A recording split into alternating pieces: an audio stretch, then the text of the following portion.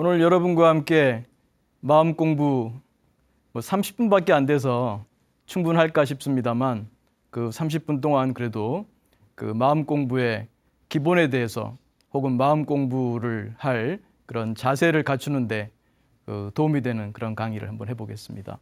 행복은 능력이다. 네, 행복은 행운과는 다릅니다. 바깥에서 로또처럼 갑자기 주어지는 것은 아니라고 봅니다. 우리가 우리의 삶을 잘 매니지해 나가는, 우리의 삶을 잘 만들어 나가는 그러한 능력이 있을 때 행복할 수 있습니다. 그래서 마음 공부는 바로 이와 같은 능력을 양성하는 그러한 공부라고 할 수 있겠습니다. 제가 마음 공부를 위해서 MPPT라고 하는 프로그램을 만들었습니다. MPPT는 마음 챙김 긍정심리 훈련의 약자입니다. 영어로 Mindfulness and Positive Psychology Training 이렇게 되어 있습니다. 그래서 마음 공부는 기본적으로는 우리가 행복하기 위해서죠. 근데 행복은 방금 말씀드린 것처럼 그냥 행운처럼 오는 게 아니라 우리의 능력입니다. 그래서 우리가 공부를 통해서 우리가 내면이 성장할 때 지속적이고 온전한 행복이 가능하다고 보겠습니다. 그래서 우리는 마음 공부를 통해서 내적으로 성장하고 이걸 통해서 우리가 좀 더 성숙한 사람이 될 수 있겠죠. 그래서 이걸 통해서 우리 자신을 있는 그대로 볼 수 있는 자기 객관화의 능력, 자기 인식의 능력, 혹은 메타인지 능력이라고도 할 수 있겠습니다. 이런 능력을 양성하고 이걸 통해서 나라는 한 인간의 마음을 이해함으로써 내 주변 사람들의 마음을 이해하는 데 크게 도움이 되겠죠. 이렇게 되게 된다면은 다른 사람들과의 관계에서도 훨씬 원만하고 서로가 서로의 성장을 돕고 행복하게 만드는 그러한 더불어 사는 삶이 가능하겠습니다. 이와 같은 자기인식, 자기 객관화가 될 때 우리는 자기를 조절할 수 있는 능력 혹은 자기의 감정을, 자기의 마음을 다룰 수 있는 능력, 그런 능력이 향상된다고 할 수 있겠습니다. 이와 같이 마음 공부를 통해서 우리가 온전한 지속 가능한 행복을 가질 수 있겠습니다. 그래서 MPPT의 그 간단한 요약을 한번 도표로 만들어 봤는데요. 그래서 마음 공부를 통해서 지혜를 양성하고 행복과 성장의 삶을 산다. 그래서 마음 공부는 크게 나누면 마음 지식과 마음 기술로 되어 있고요. 이걸 통해서 스트레스를 줄이고 웰빙을 늘려나가면서 우리의 욕구, 동기라고도 합니다. 이런 욕구 혹은 동기를 조화롭게 추구하는 그런 행복한 삶을 얻을 수 있겠습니다. 이 과정에서 우리가 좀 성숙해지겠죠. 이걸 좀 더 도식적으로 표현하면 이와 같습니다. 그래서 마음 챙김 긍정심리 훈련, MPPT는 한마디로 마음 공부다. 마음 공부는 마음 지식과 마음 기술 두 파트로 되어 있습니다. 마음 지식은 우리 마음이 어떻게 작용하는가, 작동하는가에 대한 이해입니다. 말하자면 우리가 이 지구에 몸과 마음이라고 하는 그러한 도구를 갖고 왔다고 할 수 있겠습니다. 몸과 마음이라는 아바타라고 할까요? 디바이스라고 할까요? 이걸 가지고 왔습니다. 그래서 이 몸과 마음, 특히 이 마음이 사실은 몸과 마음을 나누기는 어렵습니다. 이런 마음이 어떻게 작동하는가, 물론 그걸 다루는 게 심리학인데 그 중에 우리 마음 공부와 관련해서 핵심적인 걸 짚어보자면 그 네 가지로 나눠볼 수 있습니다. 동기상태 이론, 우리의 스트레스와 웰빙, 우리의 고통과 행복이 우리의 동기, 즉 욕구의 상태라는 얘기고요. 다른 말로 하면 욕구가 없다면 우리에게 고통도 없고 즐거움도 없다는 얘기죠. 그리고 구성주의, 내 경험, 고통과 즐거움, 즉 스트레스와 웰빙은 내가 만드는 것이다. 그런 의미고요.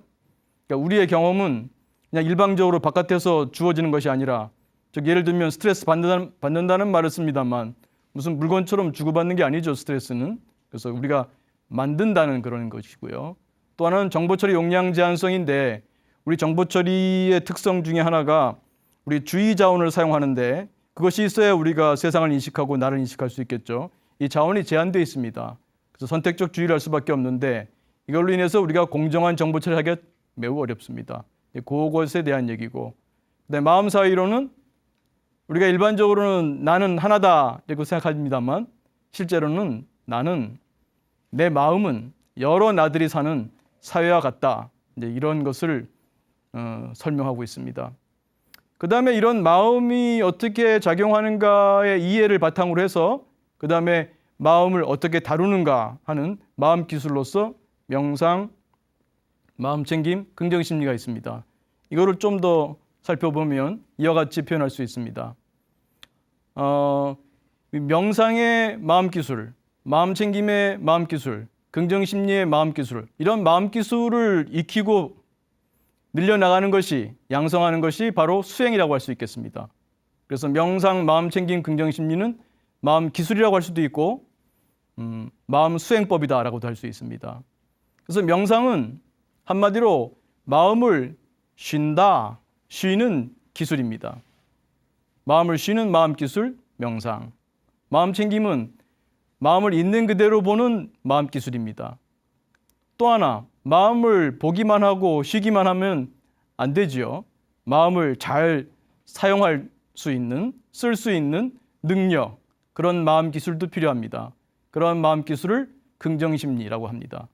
그래서 우리는 이 MPPT를 통해서 이 마음 기술을 익히는데 마음 기술에는 세 가지가 있다, 크게. 하나는 마음을 쉰다, 명상 수행. 마음을 본다, 마음챙김 수행. 그리고 마음을 쓴다, 긍정심리 수행. 이렇게 간단하게 요약해 볼 수 있겠습니다. 그래서 먼저 동기상태 이론은 방금 전에 말씀드린 대로 우리의 욕구, 동기라고도 합니다. 이 심리학은 일반인들이 다양하게 사용하는 용어들이 있어서 그 좀 용어 사용에 어려움이 있습니다. 그러나 간략하게 동기, 욕구, 꿈, 희망, 그 의도, 욕망, 여러 가지 이름으로 불릴 수 있습니다. 그런 것들은 한마디로 말하면은 추구하는 목표 상태가 있고요.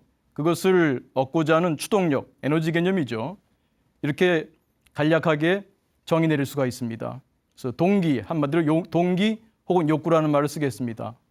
그러면 스트레스와 웰빙은 뭐냐? 동기의 상태다. 욕구의 상태라는 겁니다.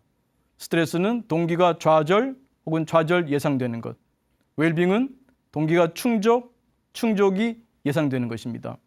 한마디로 우리에게 동기가 없다면, 나에게 욕구가 없다면 스트레스는 없다입니다. 근데 여기서 잘 보시면 아시겠습니다만 욕구가 없으면 어떻게 되죠? 즐거움도 없습니다. 웰빙도 없습니다. 여기서 중요한 게 선택과 집중이죠.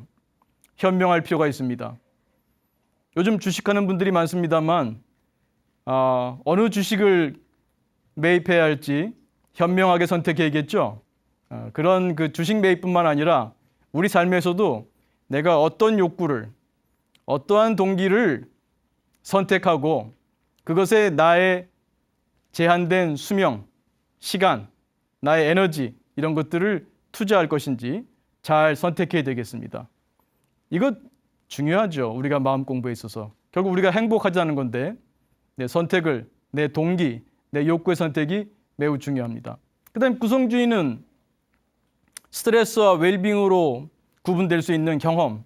우리 경험은 크게 나누면 고 아니면 락 아니겠습니까? 그리고 우리가 추구하는 삶이라는 것이 이고 등락이고요.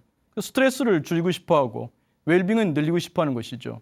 그런데 이러한 경험이라고 하는 것은 일방적으로 밖에서 주어지는 것이 아니라 나와 환경, 안조건과 박조건의 상호작용에 의해서 만들어지는 것이다. 그리고 안조건은 내 동기, 욕구라고도 할 수 있고요. 내 인지, 생각이라고 할 수 있고요. 정서, 감정이라고 부를 수 있고요. 감각, 행동 등으로 나눠질 수 있습니다.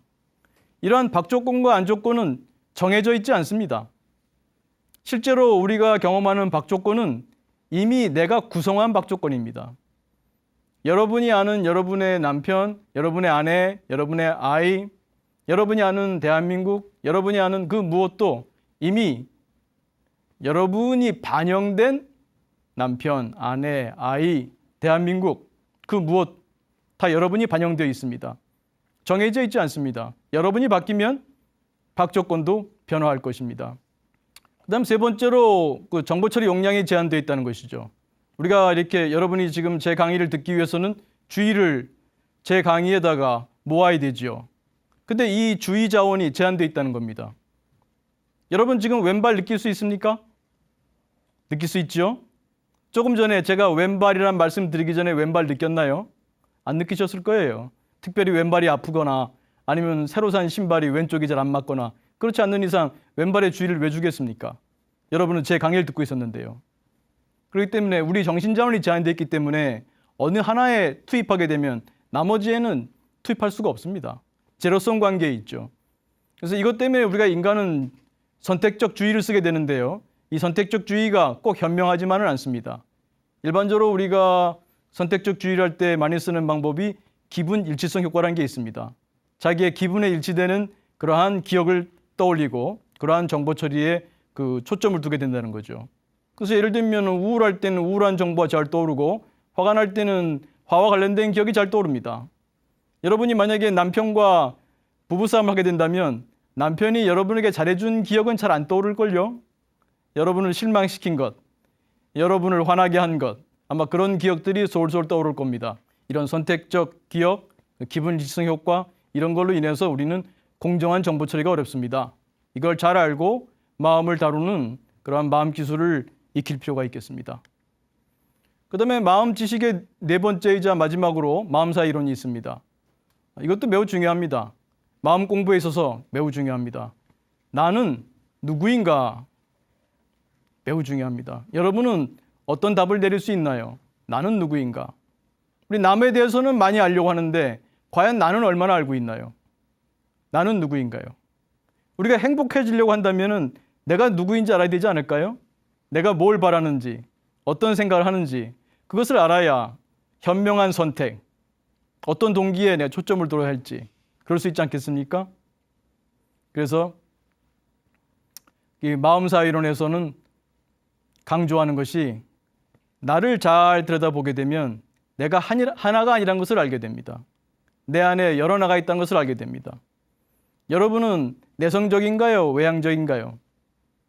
여러분은 관대한 편인가요? 아니면은 조금 편협한가요?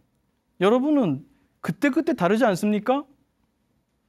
어떤 사람한테는 굉장히 또 어떤 상황에서는 매우 굉장히 관대할 겁니다. 두 아이를 키운다면 첫째 아이한테는 매우 엄격할지도 몰라요. 첫째 아이니까. 그런데 그 막내, 둘째한테는 뭐를 해도 안쓰럽고 첫째가 똑같은 행동을 했다면 아마 야단쳤을지 모르는데 굉장히 관대할지도 모릅니다. 똑같은 여러분인데 그 대상에 따라서 쓰는 내가 달라지죠. 나를 잘 알아야 됩니다. 그리고 마음 공부는 결국은 내 안에서 이 나가 정해져 있지 않습니다. 어떤 나를 키울 것인가? 정해져 있지 않은 나. 그 나 중에 어떤 건강한 나들을 키울 것인가? 그것에 초점을 두고 불건강한 나를 키우려고 하지 말고 우리가 깨어있지 않으면 불건강한 나를 키울지도 모릅니다. 키우고 있을지도 모릅니다. 그러니까 나를 잘 볼 줄 알고 건강한 나를 키우는데 초점을 두고 노력을 하고 그럴 때 올바른 마음 공부가 되겠습니다.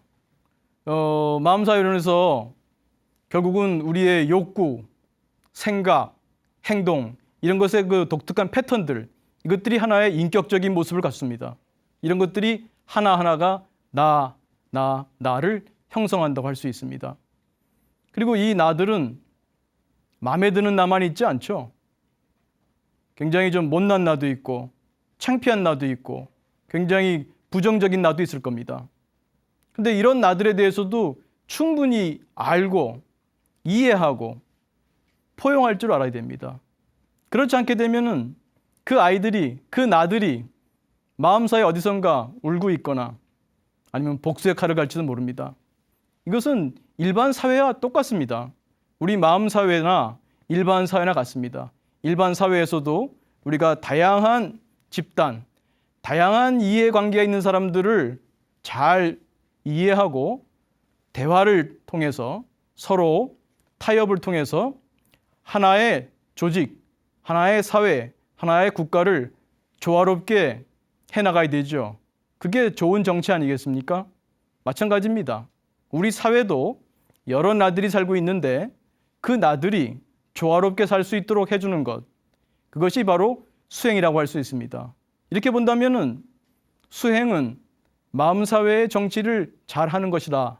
이렇게 표현할 수 있겠습니다. 이와 같은 네 가지 마음지식, 동기상태 이론, 구성주의, 정보처리 역량 제한성, 마음사회 이론, 이러한 그 마음의 작동의 기초를 이해하고 그 다음에 마음 기술을 배워야 되는데요. 쉰다, 본다, 쓴다의 명상, 마음챙김, 긍정심리의 수행이죠. 여기서 특히 중요한 게 이 욕구 생각을 다루는 겁니다. 뭐 쉽게로는 그냥 생각이라고도 합니다. 네, 생각이라고 쓰더라도 그 안에는 이제 욕구를 포함시키면 되겠습니다. 이러한 욕구 생각이 내 마음대로 안 되죠. 마치 우리가 고장난 타임머신을 탄 것처럼 과거와 미래를 점핑해요. 내 마음대로 안 돼요. 이미 벌어진 일, 끝난 일, 이미 일어난 스트레스를 자꾸 곱씹어요. 그래서 자기를 후회하거나 누군가를 원망합니다. 혹은 오지도 않을 미래를 걱정합니다. 지금을 살지 못하고 과거와 미래를 왔다 갔다 점핑하고 사는 거죠. 마음속에는 괴로움이, 스트레스가 가득 차 있지 않겠습니까? 그래서 이러한 그 욕구 생각을 다루는 게 매우 중요합니다. 그래서 명상은 마음을 쉰다 그럴 때 더 구체적으로는요. 욕구와 생각을 쉬는 기술입니다. 욕구와 생각을 내 마음대로 쉴 수 있을 때 욕구 생각을 다스릴 수 있게 되겠죠. 우리가 이 파도 타는 모습을 보면 느낄 수 있겠습니다만 이 바다에서 파도를 멈출 수는 없죠. 그러나 파도 타기를 배울 수는 있겠죠.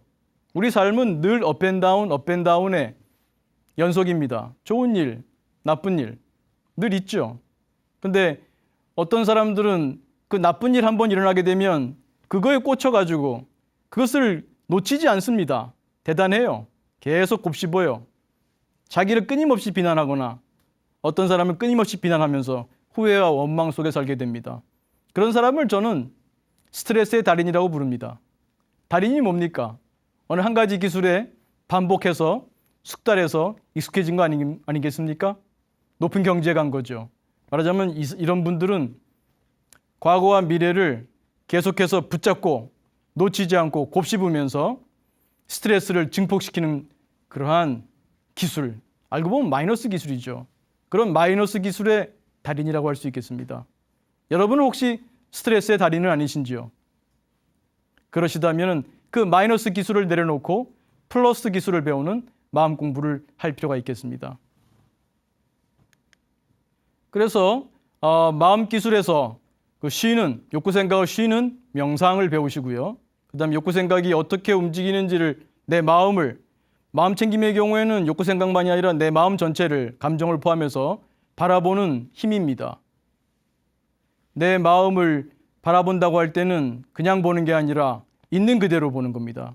보통은 우리가 자기 나름의 관점에서 보기 쉽죠. 그것을 내려놓고 본다는 거. 말은 쉽습니다만 실제 하는 것은 쉽지 않습니다. 그래서 있는 그대로 봄으로써 나를 객관화할 수 있겠죠. 또 하나는 나를 떨어져 볼 수 있는 힘이고요. 조금 어려운 말입니다만 탈동일시라고도 할 수 있습니다. 내가 평소에 어떤 특정한 생각, 특정한 욕구, 또 이 몸에 대해서 나라고 강하게 집착하고 살지요. 그걸로부터 그 동일시죠. 떨어지는 탈동일시 연습입니다. 쉽지는 않습니다. 근데 이 나라는 존재를 새롭게 알게 되죠. 아까 보셨던 명상, 마음챙김, 긍정심리를 조금 세분해서 표현했습니다. 명상은 크게 나누면은 그 개방형 명상과 집중형 명상이 있다는 거.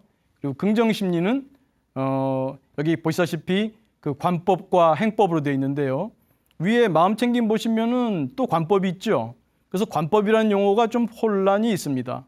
그래서 실제로 관법이라고 그럴 때는 있는 그대로 보는 관법도 있습니다만 내 마음대로 보는 관법도 있습니다. 그래서 이름하여 제가 그 마음챙김의 관법은 여실관법이라고 했고요. 긍정심리에서 말하는 관법, 이런 것은 그 관자재할 때 자제, 자유자재할 때 자제, 자제롭게 본다고 해서 자제관법이라고 했습니다.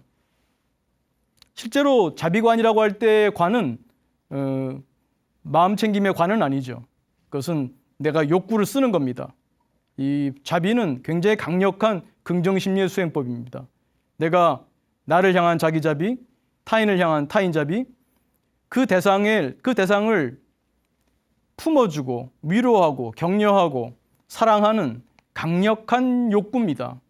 강력한 동기입니다. 그 동기를 양성하는 훈련입니다.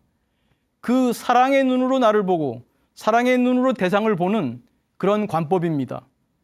비우는 그런 수행도 아니고요. 또 모든 것을 내려놓고 바라보는 마음챙김도 아닙니다. 매우 능동적으로 내 마음을 쓰는, 욕구를 쓰는 긍정심리의 수행에 속한다고 할 수 있습니다. 이와 같은 자비의 수행 말고도요, 여기에 보시면은 웰빙 인지의 기법도 있습니다. 웰빙 인지의 기법은 우리의 생각, 우리가 땅에서 넘어진 자 땅짓거리한다는 말이 있죠. 우리가 보통 생각 때문에 고통받습니다만 우리 이재희 또 이열치열 들어보셨죠? 오랑캐로 오랑캐를 다스리고 또 열로서 열을 다스린다. 마찬가지로 명상이 욕구 생각을 비우는, 쉬는, 멈추는, 내려놓는 기법이라고 하자면은 긍정심리는 이런 욕구 생각을 쓰는 겁니다. 그래서 오히려 욕구 생각으로 욕구 생각을 다스린다 할 수 있겠습니다. 예를 들면 우리 내면의 부정적인 욕구나 생각하고 씨름하기보다는 이것을 다른 건강한 것으로 대체하는 그러한 기법이라고 할 수 있겠습니다. 그래서 긍정심리학은 기존에는 마이너스에 있는 사람들을 제로 상태로 만들어주는 우울이나 불안이나 이런 것이 있는 사람들을 고쳐주는 것에 초점을 둔다면은 긍정심리학은 그거보다는 그거를 포함해서 우리 인간 내면에 있는 건강한 욕구, 건강한 동기, 포텐셜러티 이런 것을 개화시키는, 실현시키는, 즉 마이너스를 오히려 플러스로 만들고 제로 상태를 플러스로 만드는 그러한 수행법이라고 할 수 있겠습니다. 이것이 긍정심리의 핵심입니다. 그래서 불건강한 마음에 초점을 두게 되면 불건강한 마음이 점점 더 커지겠죠. 불건강한 마음을 제거하려는 노력이 오히려 불건강한 마음과 이전 투구에 빠지게 되고 불건강한 마음을 키우게 됩니다. 그러는 사이에 건강한 나들은 위축되지요. 신음합니다. 고통 속에. 남은 시간에는 웰빙 인지에 좀 초점을 두겠습니다. 웰빙 인지는 우리 내면의 건강한 생각들을 발굴하고 건강한 생각들을 키워나가는 겁니다. 조금 전에 이재희, 이열치열이라는 말씀 드리지 않았습니까? 네, 우리가 생각 때문에 고통받지만 생각을 생각으로 다스리는 거죠. 그래서 예를 들면 이와 같은 게 있습니다. 급여리라는 것이 있습니다. 급여리는 약자인데요. 그럴 수도 있지. 별일 아니야? 이게 더 좋을지도 몰라. 어떤 일이 있을 때 웬만하면 급여리를 외우십시오. 습관적으로 습관을 만드십시오. 그럴 수도 있지. 별일 아니야. 이게 더 좋을지도 몰라.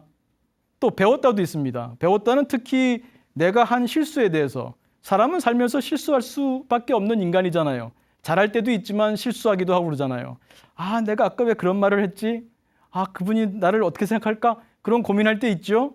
네, 그때 그런 반추를 하면서 스스로를 스트레스의 달인으로 만들지 마시고 배웠다 하십시오. 그 밖에도 강조하고 싶은 것은 뭘 바래도 좋아요. 스트레스를 경험하실 때 아, 이게 참 풀리지가 않는 스트레스야. 그럴 때는 스스로 자문하십시오. 뭘 바래? 나는 나에게 뭘 바래? 여러분, 욕구가 없으면 스트레스가 없지 않습니까? 그 어떤 스트레스들에도 특히 스트레스가 좀 크다면 내 안에 어떤 동기, 어떤 욕구가 있길래 이런 스트레스를 경험하는 걸까? 좋은 기회입니다. 여러분을 알 수 있는 누구와의 관계에서든 스트레스를 경험할 때 깊이 묵상하십시오. 이 긍정심리는 명상이 아니라 묵묵히 생각하는 묵상이라고 할 수도 있겠습니다. 심상 기법도 있고 묵상 기법도 있죠. 묵묵히 생각해 봅니다. 뭘 바래? 건강한 생각들을 키우고 건강한 욕구들을 키우는 긍정심리의 기술, 이런 긍정심리의 기술을 키우는 긍정심리 수행에도 우리가 좀 더 초점을 갖출 때 우리가 좀 더 만족스럽고 또 우리 삶에서 조금이라도 더 성장할 수 있지 않을까. 그럼으로써 지속 가능한 온전한 행복을 누릴 수 있지 않을까. 그렇게 생각합니다. 경청해 주셔서 감사합니다.